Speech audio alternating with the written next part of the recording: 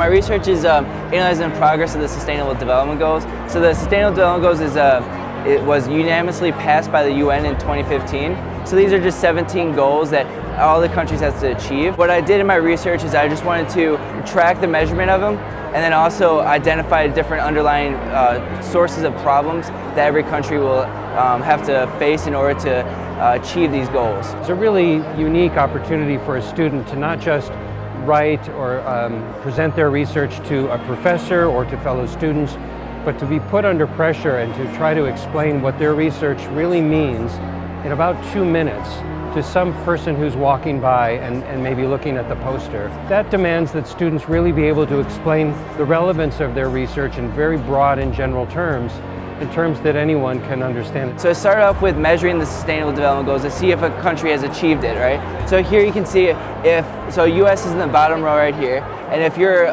red, that means you failed it, yellow means that you're almost there, you're on path, and green is that you've achieved that goal. All right. So then my next step was looking at the present analysis. All right. So I looked at the consumption. All right, because I focused on the social development goals here, and these are goals that all had one primary good that was dependent on all the targets. By using a primary good, I was able to then track the consumption of it and compare it to the minimum quantity that would need to be consumed. The U.S. bottom row here, you can see that we only are green in one, which is number 9 is the industry and infrastructure and stuff like that. But everything else is that we're not doing very well. So there needs to be a lot more improvements on that. In the development world, a lot of countries try to just use these like standard, policies and projects that every country should try to do, democracy and free market and privatize.